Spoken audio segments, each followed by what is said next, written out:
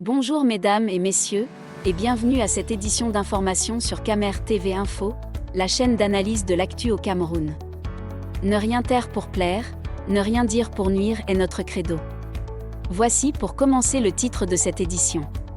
Cette vidéo est réalisée à partir d'un post de Camp Owal Ski Abeille sur sa page Facebook intitulée « Stéphanie Jomo ou la vraie Camerounaise ». Mais avant de détailler l'intégralité de son contenu, veuillez prendre 3 secondes pour vous abonner à nos pages Facebook camertv.info ou sur YouTube Camer TV Info. Un like pour une souscription à nos médias pour ne rater aucune de nos futures publications est fortement conseillé. Voici la teneur du post dans son intégralité. Stéphanie Jomo ou la vraie Camerounaise. Cette dame qui par son récit a ému la toile, pourrait être la personne par qui l'asphyxie totale de la démocratie au Cameroun surviendra. Cette mère d'enfant qui sous la torture et la menace a renoncé à tout, et même à sa maternité, est à l'image des Camerounais ordinaires qui devant le sacrifice pour l'intérêt général pensent d'abord à eux. Ainsi, Madame Jomo vient d'ouvrir la voie au rouleau compresseur d'un régime autoritaire, autiste et liberticide. Equinox et le MRC en feront les frais au nom de la sûreté de l'État, qui au demeurant n'a jamais été menacé par qui que ce soit à pas les vater en guerre d'un régime peu inspiré. Ici, les deux marionnettes qui donnent une coloration bilingue au deep state de l'empire autochtone rentreront en scène.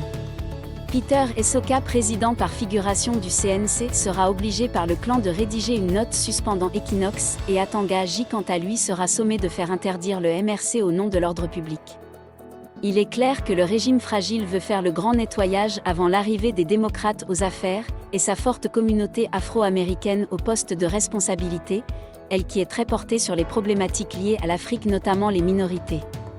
Cependant, en pactisant avec le diable, il est fort à parier qu'après tout ce cirque Dame Jomo soit sacrifiée, et donc assassinée, afin que la vérité de son virage à 360 degrés ne soit jamais sue. Un régime qui n'a plus honte est un régime cannibale, et il faut le combattre sans relâche. Réaction de Wilfried. Je m'appelle Joseph Moutapeda Veste, deuxième du nom, alias J le Malfrat.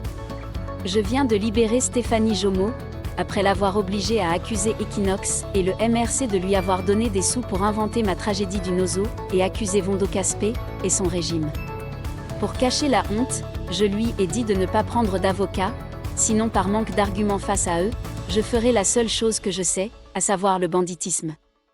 C'est-à-dire que je vais dire à ma milice de la condamner comme Wilfried Siewe à 3 ans ferme pour sédition, hostilité à la patrie, mangement de tarot avec cuillère, etc. etc. N'oublions pas de souligner que Madame Jomo est l'architecte en chef de l'escalator du Douala Grand Mal, devenu en 2 jours la première cause d'épilepsie au Cameroun, dans le but de déstabiliser les institutions.